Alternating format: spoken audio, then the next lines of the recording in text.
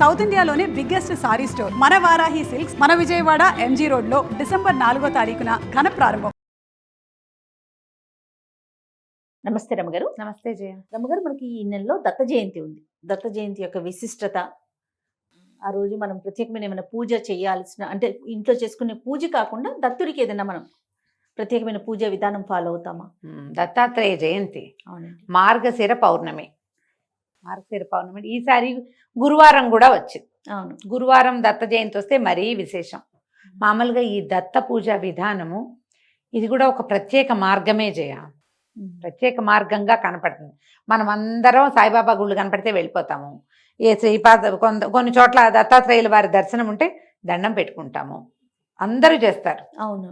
అయితే కేవలం దత్తుడినే పూజించే వాళ్ళు కూడా ఒక కల్ట్ కనపడుతుంది మనకి. ఎక్కువగా మహారాష్ట్రియన్స్, కన్నడిగులు వీళ్ళు ఎక్కువ దత్తభక్తులుగా కనిపిస్తారు. మన ప్రాంతంలో కూడా పూర్తిగా దత్తుడినే పూజించే విధానం ఉన్నది. కొంత కల్ట్, ఒక చిన్న జనం ఉన్నారు. వీళ్ళు గురు చరిత్ర, దత్తాత్రేయ చరిత్ర, శ్రీపాద శ్రీవల్లభ చరితామృతము వీటిని ఫాలో అవుతారు. శ్రీపాద శ్రీవల్లభ చరితామృతం నేను కూడా చెప్పేగా నీకు. అవునండి. గురువారం పారాయణ చేసుకోవచ్చు అని. ఏమిటంటే గురువు యొక్క పూజా విధానం ఇది. దత్తాత్రేయుల వారు ముగ్గురు త్రిమూర్తుల యొక్క అంశతోటి జన్మించారని చెప్తారు. అత్రి మహర్షి, అనసూయాదేవి వారికి ఈ కుమారులుగా జన్మించారు. 3 ముఖాలు తోటి 3 బ్రహ్మ విష్ణు మహేశ్వరుల స్వరూపంగానే దత్తాత్రేయుల స్వామివారు మనకి దర్శనమిస్తారు. దత్తాత్రేయుల వారి కథ చెప్పుకోవటం, కార్తవీర్యార్జునుడు దత్తారాధనే చేశాడని చెప్తారు. విశేషంగా దత్తాత్రేయ వారిని సేవించిన వాళ్ళకి జ్ఞానం పెరుగుతుంది. ఓకే. నాలెడ్జ్ కావాలనుకున్న వాళ్ళు దత్తభక్తిని అవలంబించాలి. ఈ గురుచరిత్ర అవి పారాయణ చేసినా కూడా మంచిదే. ఈ రోజున ఈ దత్తాత్రేయుల వారి దేవస్థానాలు చుట్టుపక్కల ఎక్కడైనా ఉంటే మనం దేవాలయ దర్శనం చేసుకోవచ్చు. ఉదయం పొద్దున్నే స్నానం చేసి తెల్లవారంగానే స్నానం చేయటం, తర్వాత కొంచెం పూజా విధానం చేసుకోవటం, దత్తాత్రేయుల వారిని పూజించుకోవటం. దత్త పూజా విధానం పుస్తకాలు కూడా కనిపిస్తాయి. పూజ చేసుకోవటము. ఎక్కువగా సిరా ఏమంటారు దీన్ని, హల్వా చేసి పెడతారు. రవ కేసరి, సొరకాయతో చేసే హల్వా, గోధుమ రవ్వతో చేసే హల్వా చేసి నివేదన చేసుకుంటారు. విశేషంగా ఎవరికైనా భోజనం పెట్టటము, దానం చేయటము, పుస్తకాలు దానం చేయటము అవి చాలా మంచిది.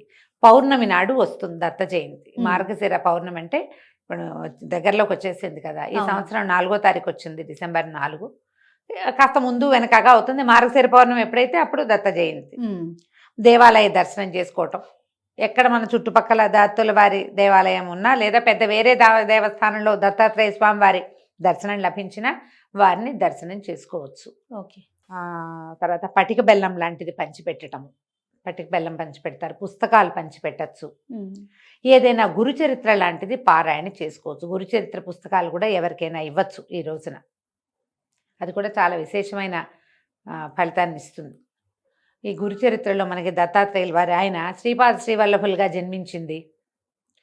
ఈ చరితామృతంలో ఈ దత్తాత్రేయుల వారు పుట్టిన కథే కాకుండా ఆయన అవతారాలుగా భావించేటువంటి శ్రీపాద శ్రీవల్లభులు, తర్వాత నృసింహ సరస్వతి స్వామి, ఇట్లా ఆ పరంపరలో జన్మించిన వాళ్ళు చాలా మంది కథల్ని మనం అందులో చూస్తాం. దత్తులది ఒక పరంపర. ఓకే. ఆయన అంశతోటి జన్మించిన వాళ్ళ గాథలు కూడా మనకు ఆ పుస్తకాల్లో కనిపిస్తాయి. మేము ఎక్కడికి వెళ్ళాం, మాణిక్ నగర్ అని ఒక చోటకి వెళ్ళాం. ఈ మహారాష్ట్ర బార్డర్స్ అక్కడ, అది కూడా దత్త సంప్రదాయమే. తర్వాత అక్కల్కోట్ ఒకటి వెళ్ళాం, గాణ్గాపూర్ వెళ్తారు. ఇవి కాకుండా మళ్ళీ మనకి ఇంకొకటి ఉంది, కురుంగడ్డ అంటారు, కురువపురం. ఇవన్నీ కూడా దత్త సాంప్రదాయాన్ని అనుసరించే దేవస్థానాలు మనకి మన ప్రాంతాల్లో కనపడేవి. తర్వాత ఏమో పీఠికాపురంలో కూడా దత్తాత్రేయ స్వామి వారిది దేవాలయం. శ్రీపాద శ్రీవల్లభులు అక్కడ జన్మించారు. ఓకే. మనకి పురుహూతికాదేవి కుకుటేశ్వర స్వామి దేవస్థానం ఉందా, అక్కడే మనకి దత్తాత్రేయ దర్శనం కూడా లభిస్తుంది. శ్రీపాద శ్రీవల్లభులు అక్కడ దర్శనం ఇస్తారు. ఇక్కడి నుంచి మొదలుపెట్టి ఈ అక్కల్కోటు ఇవన్నీ కూడా లైన్గా చూడొచ్చు మనకు దేవాలయాలు కూడా. ఏదైనా ఒక సందర్భం కుదిరినప్పుడు అలాంటి చోటకు వెళ్తే మంచిది. పైగా ఈసారి ఏమైందంటే గురువారం రావటం వల్ల ఇది మరింత విశేషంగా కనపడుతుంది. ఔదుంబర వృక్షమే ప్రత్యేకమైన పూజా విధానంగా చెప్తారు. ఔదుంబరం అంటే ఏమని చెప్పాలి, మన మేడి చెట్టు అంటాం కదా. ఈ మేడి చెట్టులో దత్తాత్రేయుల వారు నివసిస్తారని ఒక ప్రఖ్యాతి.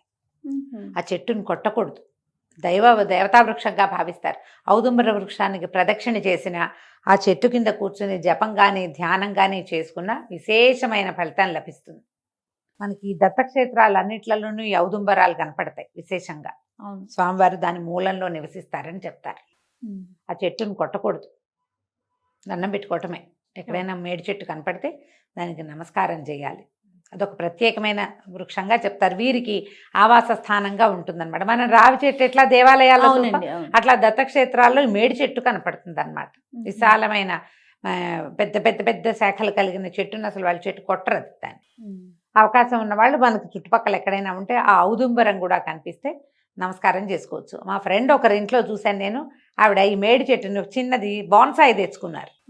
వాకిట్లో తులసి పక్కనే ఈ మేడి చెట్టు కూడా ఉంటుంది. స్వామి అక్కడ నివసిస్తారు కాబట్టి ఆవిడ రోజు కాసి నీళ్లు పోసి, ఆ ఔదుంబరానికి నీళ్లు పోస్తే జ్ఞానం పెరుగుతుంది. పిల్లల్లో కొంచెం మందబుద్ధిగా ఉంటారు చూడు, వాళ్ళ చేత ఈ ఔదుంబర వృక్షానికి ప్రదక్షిణ చేయించిన, ఆ చెట్టుకు రోజువారీ నీళ్లు పోయించిన, దాని కింద కాసేపు కూర్చోబెట్టి ఏదైనా ధ్యానం చేయించినా కూడా పిల్లల్లో జ్ఞానవృద్ధి కలుగుతుంది. ఇంత విశేషాలు ఉన్నాయి కాబట్టి దత్త జయంతిని ప్రత్యేకంగా జరుపుకుంటాం. తెలుగునాట ఇంచుమించుగా మన 2 రాష్ట్రాల్లోనూ పూజా విధానం జరుగుతుంది.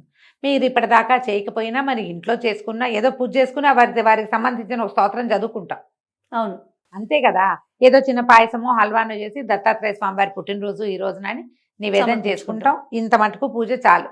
కుదిరితే ఏదైనా దేవాలయ దర్శనం చేయండి, అది కూడా మరింత మంచిది. దీంతో పాటు ప్లస్ నేనేమనుకుంటానంటే, ఇలా ప్రత్యేకమైన రోజు కాబట్టి ఈ గురు చరిత్ర ఇవి ఉన్నాయి కదా, స్వామి దత్తాత్రేయుల వారి చరిత్రలు చెప్పే పుస్తకాలు చాలా ఉన్నాయి.